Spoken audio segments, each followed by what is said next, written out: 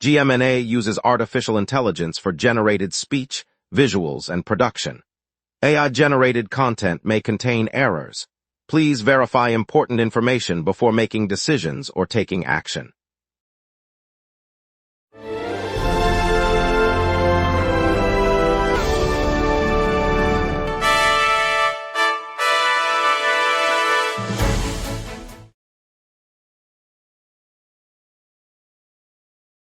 Good evening, I'm Mark Beaumont. The city still can't clear the Myland homeless camp beneath the Van Horn Viaduct. Meanwhile, minor delays persist as the STM strike cuts peak hour service and downtown construction wraps up. And Lenadia Women's Sports Bar has reopened in O'Shea-Hga, adding a fresh gathering spot. Over to you, Emma.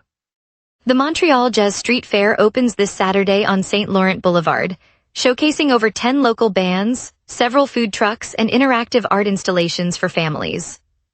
The fair runs from noon until 8 o'clock each day, with a free entry policy and designated seating areas near the historic St. Laurent Market. Saturday's highlight includes a community mural unveiling at the corner of St. Laurent and St. Denis, created by 15 local artists collaborating on a vibrant downtown tribute. All right, let's get into it. Tonight's top stories include BIXI vandalism costs, water use fountain closures, and the steady apartment rental market across Montreal. Tonight we turn our focus to the headlines shaping Montreal, from the latest transit developments to the community initiatives lighting up our neighborhoods.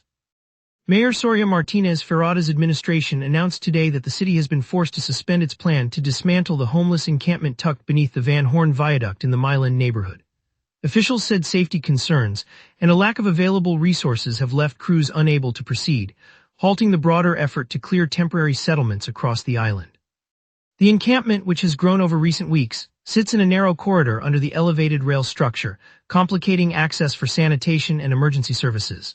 City spokesperson indicated that the administration will continue to work with community groups and provincial partners to explore alternative solutions, but no timeline was provided for a new removal operation. This pause comes as Montreal intensifies its overall strategy to address homelessness, a challenge that has persisted despite multiple outreach programs. Bike-share operator BIXI Montreal disclosed that vandalism of its bicycles and docking stations surged throughout last year, generating costs of roughly $1.4 million. The damage affected dozens of stations across the island, forcing the company to replace frames, wheels, and electronic locks far more often than in previous years. In response, BIXI said it is conducting a comprehensive review of station placement, examining whether high-traffic sites or poorly lit areas are contributing to the rise in incidents. The operator added that the review will consider relocating some docking points to locations with stronger surveillance or higher pedestrian flow. City officials have been briefed on the findings, and the Transit Authority will monitor the situation as BIXI implements its adjustments. The surge in vandalism underscores a growing challenge for the public bike-share system. The city announced today that several public fountains across the island will be turned off immediately. Officials say the shutdown is part of a new water-saving plan aimed at cutting consumption as the summer heat intensifies. By disabling the decorative displays in parks, plazas, and near major transit hubs, the municipality hopes to set a visible example for residents and visitors alike. The decision follows a recent review of municipal water use, which flagged rising demand and the risk of strain on the supply network. City engineers will monitor the impact and may adjust the list of fountains as conditions evolve. Residents are encouraged to conserve water at home, though no fines or penalties have been announced. City officials said the measure aligns with the goal of responsible resource management during this critical period. Requested rents across the city have barely shifted over the past 2 years, even as Montreal now boasts the highest tally of newly built housing units in the province. Data released this week show a record surge in newly constructed rental apartments, yet the average asking price per month has remained essentially unchanged since 2024. Analysts point to a combination of abundant supply and cautious landlord pricing as the likely drivers of the flat trend. The influx of units stems from a wave of development projects completed in the Plateau, Myland, and Verdun neighborhoods, pushing the city's total new rental stock to unprecedented levels. Despite the construction boom, prospective tenants are seeing little relief in advertised rates, underscoring the complex dynamics between supply growth and market pricing. Housing officials say the trend will be monitored as the city continues to address affordability concerns. The Parti Québécois has warned it will withdraw Quebec from the federal high-speed rail initiative if it forms government after the October 2026 provincial election. The party's statement comes as Ottawa positions the high-speed rail network as a cornerstone of its infrastructure agenda, envisioning a corridor that would run from the Ontario border through Quebec and onward to the Atlantic provinces. PQ leader emphasized that participation will be contingent on a mandate to pursue Quebec's own transportation priorities. Federal officials have not responded, but the potential loss of Quebec's segment could complicate the project's timeline and cost projections. The provincial ballot is set for early October, and the PQ says a victory would give it the authority to renegotiate or pull out of the scheme.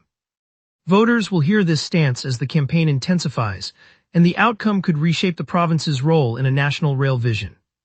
We'll explore how Quebec teams with Cohere to bring AI into public service, a move that could reshape government work.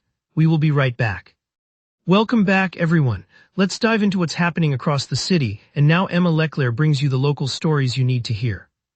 Good evening. The Quebec government announced today an exploratory partnership with the artificial intelligence firm Cohere, aimed at testing AI tools across provincial public services. Under a non-binding agreement, officials will begin pilot projects that could streamline administrative tasks, improve data analysis, and enhance citizen interactions with government agencies. The collaboration, formalized on June 9th, marks the first major step for the province in integrating advanced language models into everyday operations.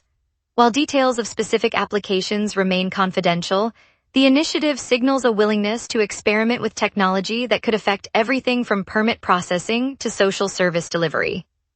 Critics have urged transparency and safeguards, but the government says the trial phase will help assess benefits and risks before any broader rollout. We'll keep you updated as the province evaluates the results soon. Cardiologists across the province are urging the government to prohibit the sale of energy drinks to anyone under 18, as Quebec launches consultations on Bill 9. The medical community points to a growing body of evidence linking these beverages to heart rhythm disturbances and elevated blood pressure in teenagers. Doctors say the stimulant content can trigger serious cardiac events, especially in young athletes and those with underlying conditions. The provincial health ministry has opened a public dialogue, inviting input from experts, parents, and industry before deciding whether to codify the restriction. The consultation period runs through late July, giving families a chance to voice concerns. If adopted, the ban would make Quebec the first jurisdiction in Canada to enforce such limits on high caffeine drinks for minors. Health officials stress that the measure aims to protect vulnerable youths from preventable heart complications.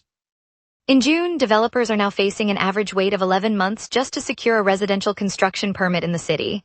The Municipal Building Department confirmed that approvals routinely take roughly 11 months, a timeline that stretches well beyond the period seen in many other jurisdictions.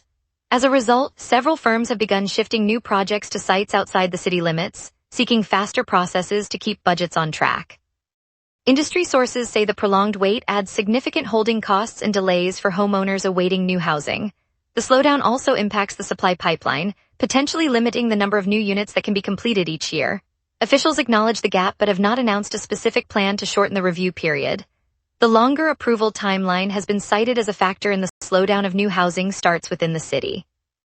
On June 9th, a coalition of 12 municipalities and 9 environmental organizations sent a joint letter to the provincial environment minister, warning that groundwater extraction across the province now outpaces natural recharge. The letter says the current rate of use threatens the long-term stability of underground water reserves, raising concerns for drinking water supplies and agricultural needs. Officials noted that the imbalance could leave the province vulnerable to drought and increased costs for treatment. The signatories urged the minister to review consumption policies and consider measures to curb the excess draw. While the province has not yet announced a response, the warning underscores growing pressure on Quebec's aquifers as population and industry continue to grow. The coalition includes both rural towns and suburban areas that depend on wells, and experts warn that extended dry spells could further cut natural recharge. Authorities in the Montreal region have launched the first large-scale rabies vaccination campaign for raccoons in 20 years. The effort, coordinated by regional officials and Marion Gagnier of the Quebec Ministry of Environment, Climate Change, Wildlife and Parks, begins on June 8th. Health officials are responding to a recent uptick in rabies cases reported in the southern suburbs of Montreal, prompting the unprecedented rollout. Teams will distribute oral vaccine baits across the south-southern corridor, targeting areas where raccoon activity is highest. Hundreds of thousands of baits will be placed over a span of several weeks, covering parks, green spaces, and residential backyards. The campaign aims to curb the spread of the virus and protect both wildlife and residents. Officials note that the last comparable program was conducted 2 decades ago, and they expect the new initiative to significantly reduce future infections. Now let's get a quick look at tonight's forecast with our weather team. Tonight's weather snapshot rolls in with gentle breezes and a clear sky over Montreal as the evening settles in. On this date, Montreal's thermometer once climbed to 29.9 degrees Celsius back in 2021, a record set during an early summer heat wave that pushed daily highs well above the usual. The cold side of the ledger was written in 2016 when temperatures dipped to 7.9 degrees Celsius, a rare plunge that arrived with an unexpected Arctic air mass. By comparison, today's climate normals sit around 28 degrees for the high and 15 degrees for the low, showing how today's readings fit comfortably between those historic extremes. At 6 p.m., the city sits under a clear sky with a pleasant 27 degrees Celsius, humidity 30%, and a gentle 14 km/h breeze from the southwest. The sun will dip around 8:41 p.m., and the UV index remains elevated at 8, so sunscreen is still wise for anyone stepping out after dark. Tonight's temperature will hold steady at 27 degrees before a slight dip to 16 degrees overnight. Winds will rise modestly to 22 km/h this evening, still feeling comfortable.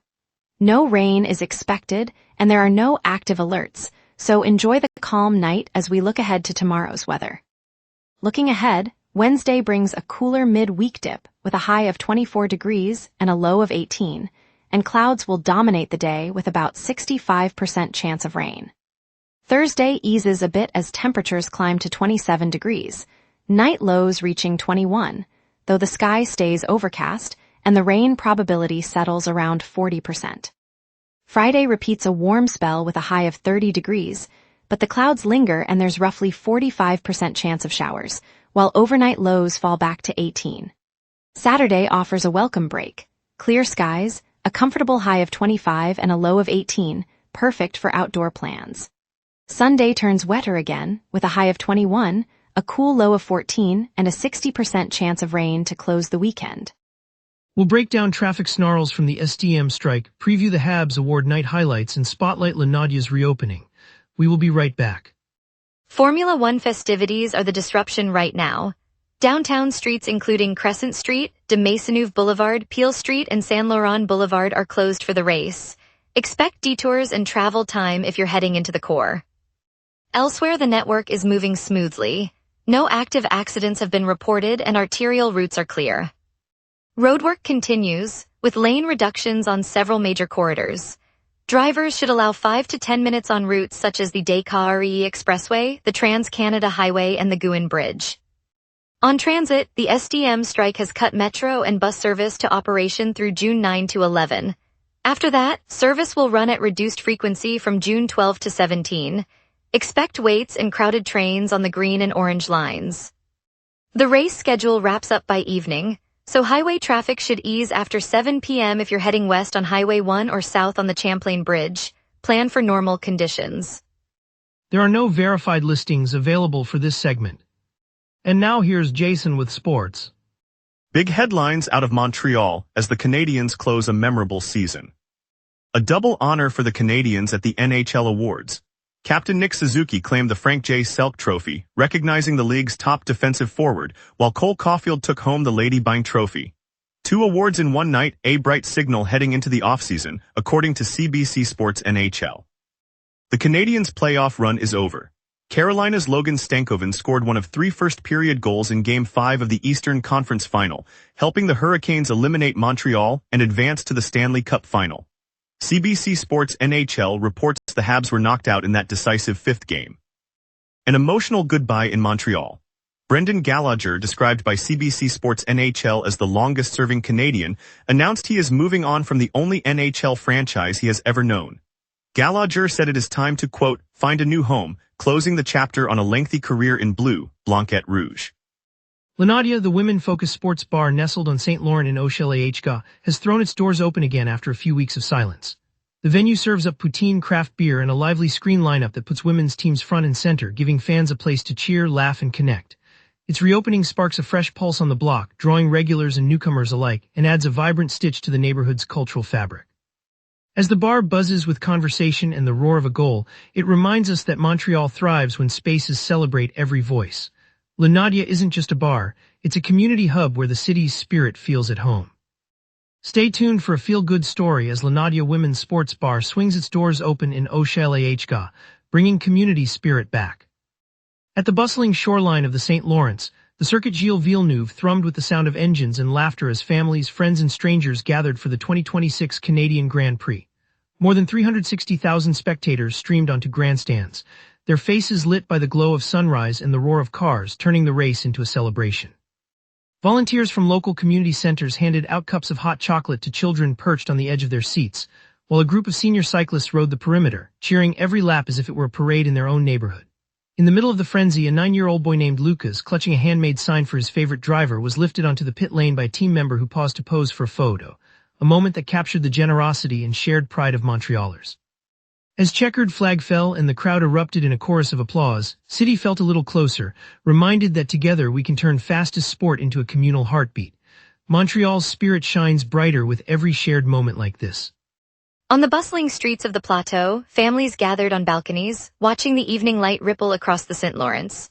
After the city's urgent appeal about a weakened water conduit, residents from that neighborhood to the heart of Old Montreal slipped a simple habit into their routine. In one modest apartment, a mother taught her daughter to turn off the tap while brushing teeth, and a local coffee shop placed bright stickers near the sink reminding patrons to pause the flow.